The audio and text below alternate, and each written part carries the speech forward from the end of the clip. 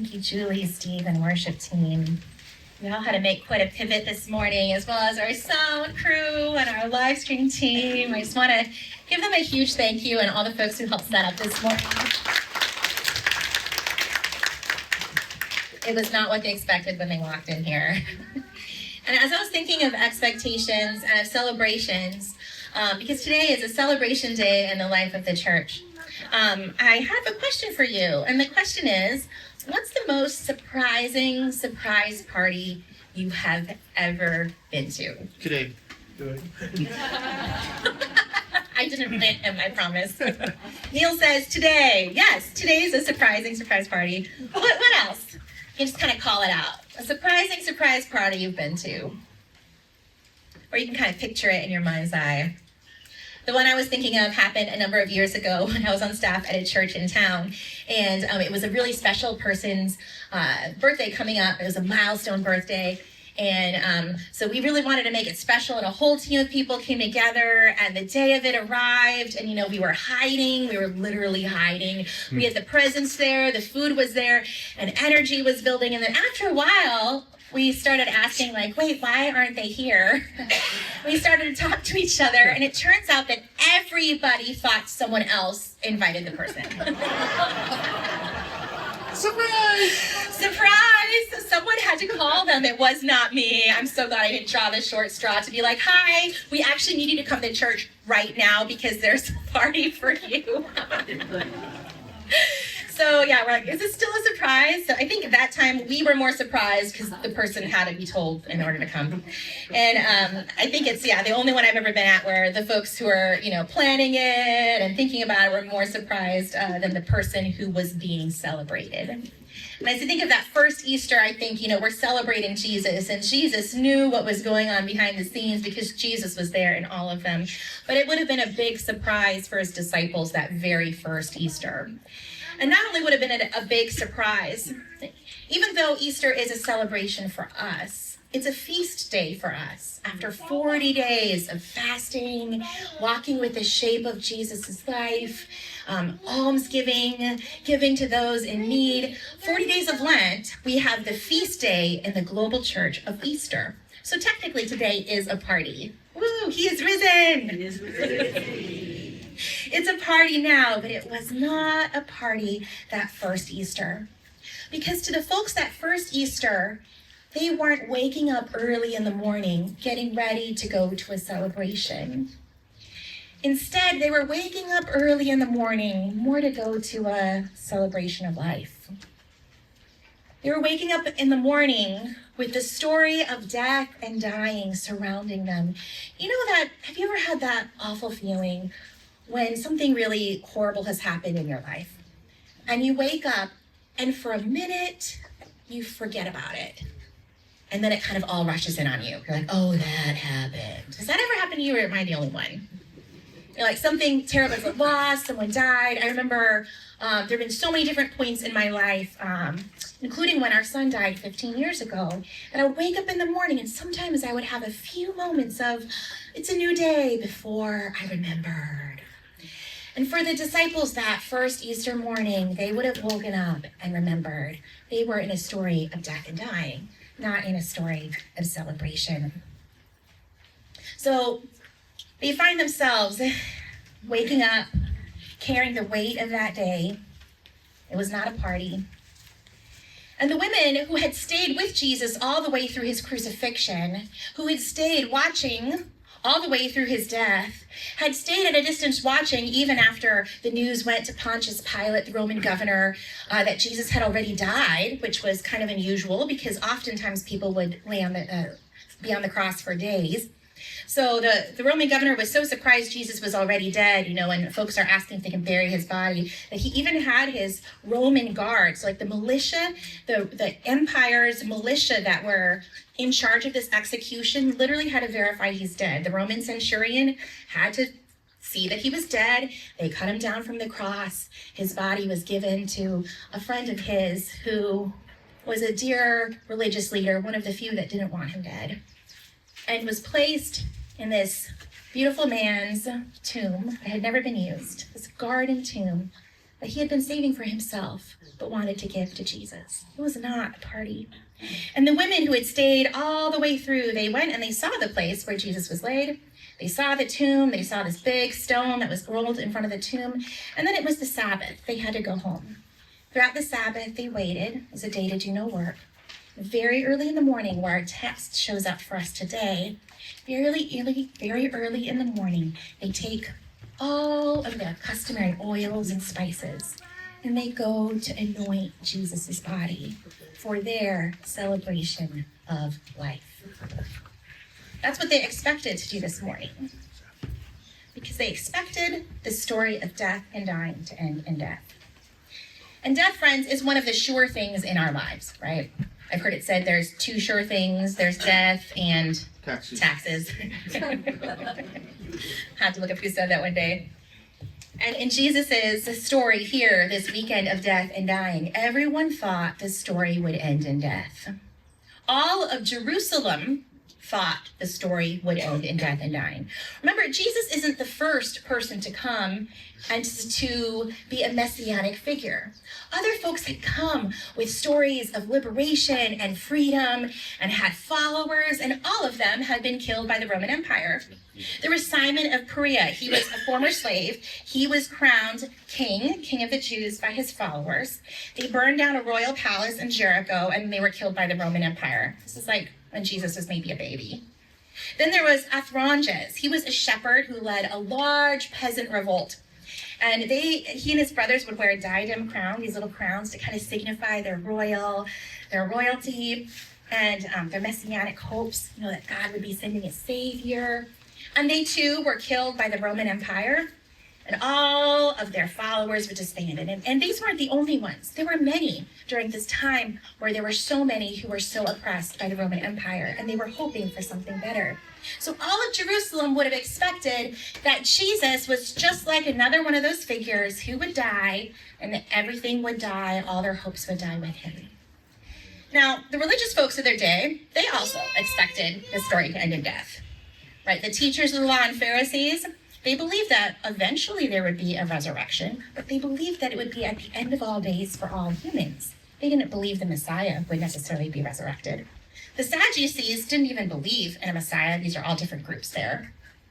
Then there's the Roman Empire. Now let's think about the Roman Empire. It's like the most technologically advanced in its area of the world in its day. They have this huge militia, lots of weapons of war. They are very scientifically savvy, and you couldn't fool them. They would not, in their rationalistic society, ever want to believe a story that someone rose from the dead. Really, a story about death ends in death. It would be laughable for any Roman or Greek person to expect that the story of Jesus dying would end in anything other than death. And then if you think about Jesus' disciples, they expected the story of death and dying to end in death too. Although Jesus had foretold his death 3 times in the book of Mark, as well as that he would rise in 3 days and meet them in Galilee, to be fair, Jesus said a lot of strange stuff. And I can imagine his disciples thought maybe he's speaking in parables or maybe a metaphor or something. None of the disciples expected to see Jesus alive, not even Mary Magdalene. Right, in the book of John, she runs to Peter and John after seeing this angel, and she says to them, they've taken our Lord away, and I don't know where they laid him. So even Mary Magdalene, at that moment, expected the story of death and dying to end in death. As part of my seminary training, I spent a couple months at Children's Hospital LA as a chaplain intern, and then for a year in Burbank as a chaplain resident. And I had the gift of getting to walk with so many different people and families from all different walks of life through really sacred moments in their lives. And sometimes these would be happy moments where I'd be able to go and celebrate with the family after they got good news. And sometimes it would be moments of waiting and unknown, maybe before a surgery, or maybe after surgery if there's complications, or maybe with the news that the cancer had come back. And then I was able to sit with families who had lost someone they loved. The someone they loved was dead or was soon to be dead. especially if you're called in at the weekend or overnight, they tried not to call us in unless it was like a big emergency. And so when you're called in at that time, they give you a little bit of information over the phone so you know how to kind of get ready for it. So sometimes it might be a young person that got killed while on their motorbike instantly. Or I remember one situation, it was a child whose surgery had gone south. And the medical team wasn't sure if they would survive the night. I remember in all these stories of death and dying where we got to anoint the person and bless them, and each family member was able to share their love with them. Each of these stories of death and dying, they all ended in death. That's what you expect. There's a certain way you expect stories to unfold, whether it's a surprise party that doesn't quite unfold the way you think, or a story very human of death and dying that doesn't unfold the way we would expect. That is how we open our text today. I invite you, if you have notes, you can read them with me, or I'll read them aloud and you can close your eyes and just listen, whatever way helps you picture this scene best. This is from the book of Mark, chapter 16, verses 1 through 8. When the Sabbath was over, Mary Magdalene and Mary, the mother of James, and Salome bought spices so that they might go and anoint him. And very early on the first day of the week, when the sun had risen, they went to the tomb. They had been saying to one another, "Who will roll away the stone for us from the entrance to the tomb?" When they looked up, they saw that the stone, which was very large, had already been rolled back. As they entered the tomb, they saw a young man dressed in a white robe sitting on the right side, and they were alarmed. But he said to them, "Do not be alarmed. You are looking for Jesus of Nazareth, who was crucified. He has been raised. He is not here. Look, there is the place they laid him. But go, tell his disciples and Peter that he is going ahead of you to Galilee. There you will see him, just as he told you." Verse 8 says this, closes out the book. So they went out and fled from the tomb, for terror and amazement had seized them. And they said nothing to anyone, for they were afraid. His friends is the word of the Lord. Thanks be to God. Friends, resurrection is the ending to this story of death and dying that no one expected. I feel like the book of Mark kind of downplays this. In Matthew, the messenger who comes from heaven to share the news that Jesus is risen, he comes in the shining white robe and he pushes away the stone and he sits on top of it. And meanwhile, there's a whole Roman militia there that, the Roman governor has sent to guard the tomb to make sure nothing happens to Jesus' body. So you can imagine this Roman militia, right? They're wearing their gear. They're wearing their bulletproof vests. They have their semi-automatic rifles strapped to them. They have masks on. They have shields. They have their full riot gear, their batons, their holsters. They are ready to go. And when they see this angel in the book of Matthew, they are like, "Whoa!" And they all faint. They all faint. And then the women come on the scene, and they're like, "What's going on?" But they're not fainting. They say, "Oh, the women are so shaky. Look at the guys next to them in SWAT gear. They're falling like flies." And the women are making their way to the tomb. They're still standing. The book of Matthew is so flashy and kind of exciting. And the book of Mark here is like, there's a young man sitting to the right of the tomb who's like, "You are looking for Jesus, who's not here, he's risen." It's a very chill angel.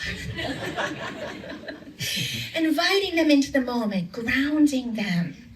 You're looking for someone. He was here. He is not here anymore.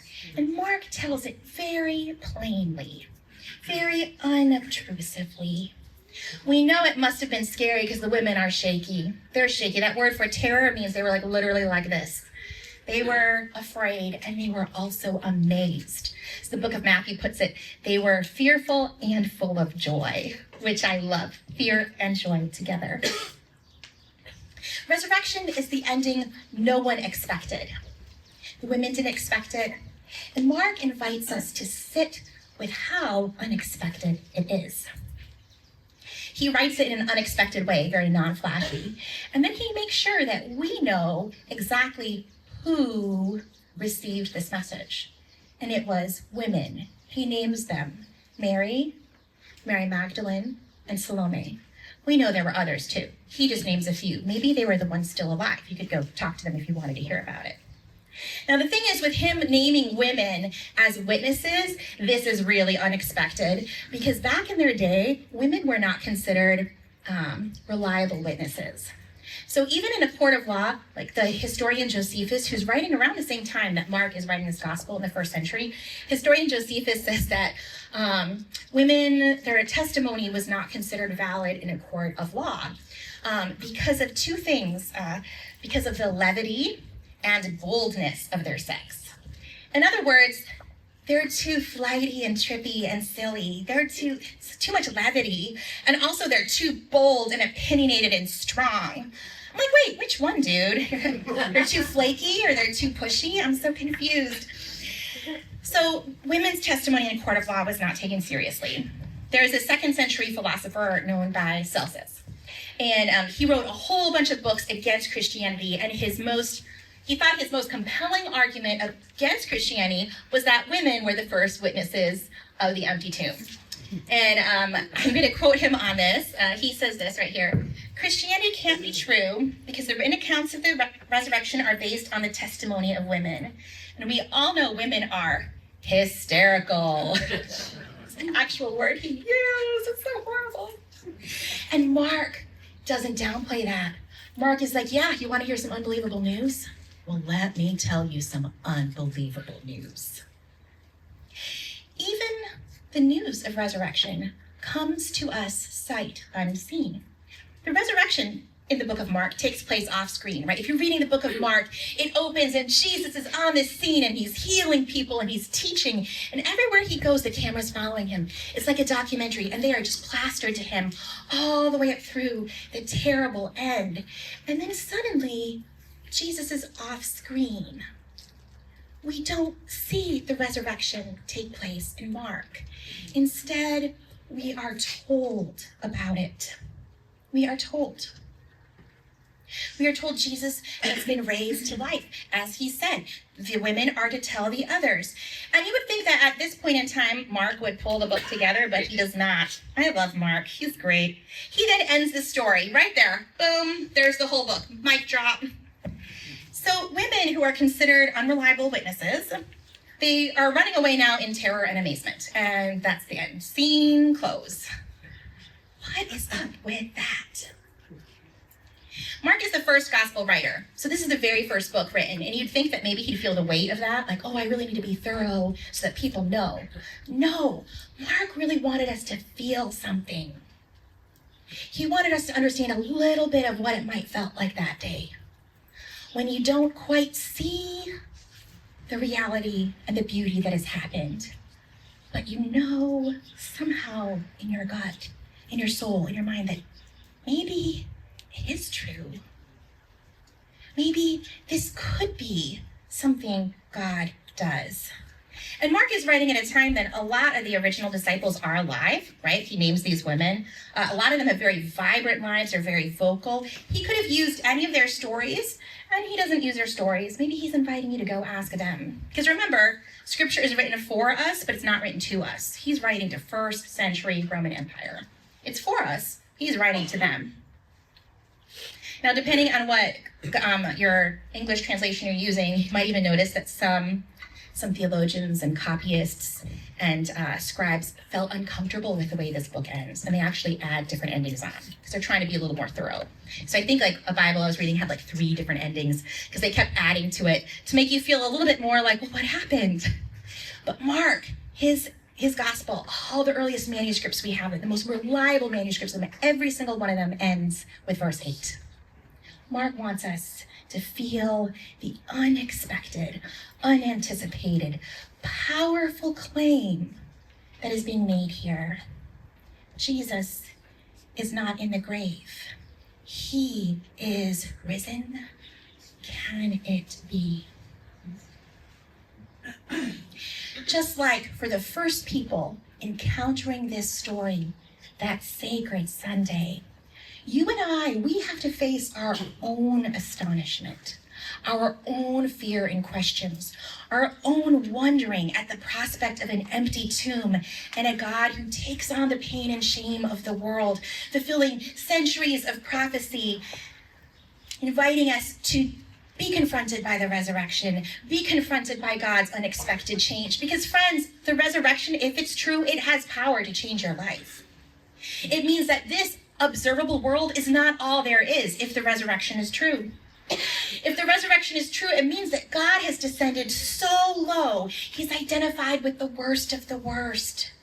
It means that he carries the power to break patterns of behavior. He carries the power to be able to break the ways we see each other and are stuck in patterns of sin and brokenness. It means that he has the power to transform everything, sin, death, and the accuser's barbs, into something else, and to somehow transform death into life, a door only God can open. If the resurrection really happened, then it means that there's no place so forsaken that God cannot reach in this world and the next. It means there's no life that God cannot change. It means there's no situation in our families, in our lives, that God cannot transform. It means that healing has the last word, not brokenness. It means that justice, not injustice, has the last word. It means that forgiveness, not unforgiveness, has the last word. It means that truth has the last word, not lies. Kindness, not hate. Compassion, not shame. If the resurrection is true, it means that mercy, not punishment, has the last word. Love, not fear, has the last word. If the resurrection is true, it means that everything that is unforgiven and unhealed and undone in our lives and in the world means that that's resisting the work of God to bring it to its full conclusion, which is forgiveness and healing and remaking life. If the resurrection is true, it means that right now a new thing exists in our world. Even in this present age, where there's a lot of disease and harm and death and war and greed, in this present world, there is also Jesus's healed, resurrected body, made perfect. So real, he can walk through walls, not because he's a ghost, but because the walls are like air and compared to how solid his body is. Jesus is recognizable by his friends, and he has a body that will never die. He is the very first one, first fruits, the new Adam, as the Bible puts it, that one day you and I will step into that life and have a body like that. Jesus eats with his friends. They know who he is. He can kind of come and go at will, which kind of seems cool. That full world isn't here yet, but in Jesus, it means even in this reality, that reality of God's is with us. So friends, that means if the resurrection is true, it can turn our world upside down. And I don't know about you, but when I think about turning our world upside down, there's some things that really make me happy about that. I'm like, yes, can you please change this, and this, and this? And sometimes I have my own list for me too, although usually my list of change includes other people or other situations. I don't know if that's just me. But if this is true, it means that God has power to change me too. Has power to change me from the inside out. Has power to change all sorts of things that might be beyond us, that would be beyond us.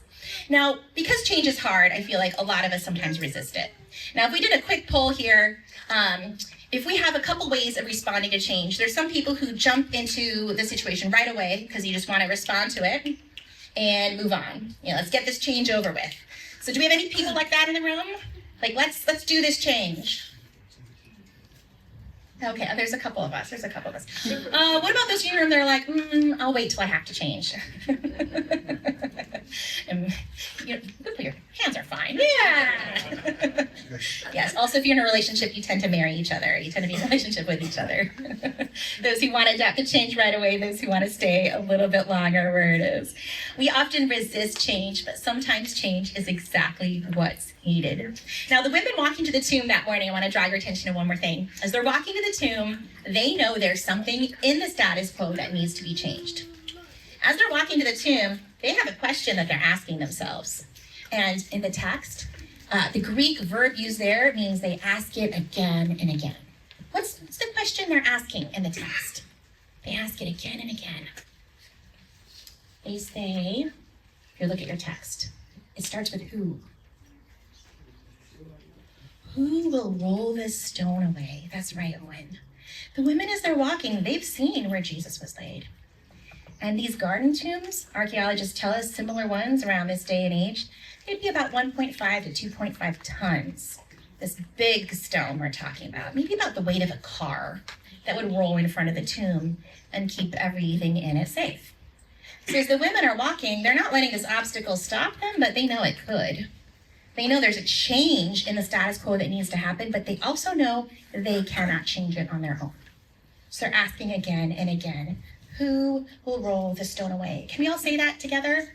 Who will roll the stone away for us? Who will roll away the stone for us? And I don't know about you, but I feel like every day in my life, there are things that feel like they're too heavy for me to do alone. Every day I turn on the news, or I listen to a friend, or I just pay attention with what's going around in the world with all the flooding and all of our neighbors who need so much help. I feel like, who will roll away the stone? It is simply too big. It is too heavy. I cannot do it myself. And I'm inviting you right now to name something in your life that feels like a heavy stone. Name it to yourself. You can name it because the women named what felt like too big for them, a change they could not make. Who will roll away the stone for us? I invite you to sit right now in your soul and let it bubble up. What is something too big for you to move? Perhaps even too big for you to move with a friend. Who will roll away the stone for us? I had this beautiful piece of art by artist James He. He's a Chinese artist, and it shows three women with their heads bowed, and it's full of different colors. And it's Mary, and Salome on the way to the tomb. And their heads are down like this, and they're kind of bowed over, and you can feel the weight of grief on them. It's kind of an abstract painting, but you can feel the weight of grief just by looking at it. It's full of vibrant colors. It almost contrasts with how burdened they are. And they're looking down. When I'm full of grief and the world seems hard, it's hard for me to look anywhere else except right at what's in front of me. What's the very next thing I need to do? Women, that's what they're doing. Also, it was kind of dark in the morning, so maybe they didn't want to stumble and fall while holding all the spices. I don't know. So they're walking in the morning, their heads are down, it's not super bright, and then the text tells us this. They looked up. They looked up. And when they looked up, they saw that the stone had been rolled away. The stone that they could not move. That they had been asking, who will roll away the stone for us? The stone is no longer there. It is no longer there. It has been moved. This changes things for them. The thing they could not change themselves has been changed for them. And the thing is, they didn't see it happen. They didn't see an angel come down from heaven and push the stone away. No, it just happened. And that tells me that sometimes what we don't see can change everything. Sometimes what we don't see can change everything. Like, we don't see electricity with our eyes. Like, I don't see it pulsing through the walls, but I sure know when it's on or not. I feel the cool breeze of an AC. I see the lights, the switch works on and off. I might not see electricity with my eyes, but I know when it is there. There are all sorts of things in our world that you might not see with your eyes, but they are there. You can see the results of it. And so I'm inviting you today, if there is an obstacle in your life, if there's something unexpected you are carrying, or perhaps very expected that you are carrying, perhaps look up. Perhaps look up. Perhaps ask God, what will you have me see right now? Perhaps take a different posture or position. Instead of the bowed down head, weighed with grief, perhaps open your eyes to a new possibility. Look up. A number of years ago, I was on a retreat in the Kalihi Valley, and I was going through a really hard time with having a friend from seminary who was had turned into not a friend and who was sending me harassing emails. And about 5 years had gone on before I had heard from this person, and then I had gotten a whole new spate of emails that I felt very threatened by. I felt very afraid. And I'm there in Kalihi Valley, and I'm trying to have a moment's peace. And, I just gotten a new bunch of emails that morning, and I'm a little shaky, and I'm kind of mad at God. Like, thanks a lot. Here I am trying to do my best with you, with your people, and I just don't feel safe. Like, this is really junk. And I'm getting ready to go because I'm done. I don't even want to be at the retreat anymore. Like, this was nice. I'm done. And I'm getting in my car, and I'm getting ready to leave the retreat center. And I happen to look up. There was a murky sky that day, super gray. Kind of the day where you can't see anything? There was this huge rainbow, broken in 2 pieces, right in front of me. I didn't see it materialize, but all I had to do was look up, and it was there. Friends, we didn't see Jesus raised from the dead. That happened off screen.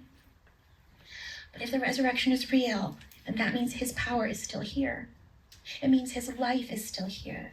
It means we can still see the effects of God at work in the world, in our shared love, in our service, in our worship, in the quiet, when you're hiking, when you're serving, when you're with your family. It means that the presence of Jesus is still alive because Jesus is alive, friends.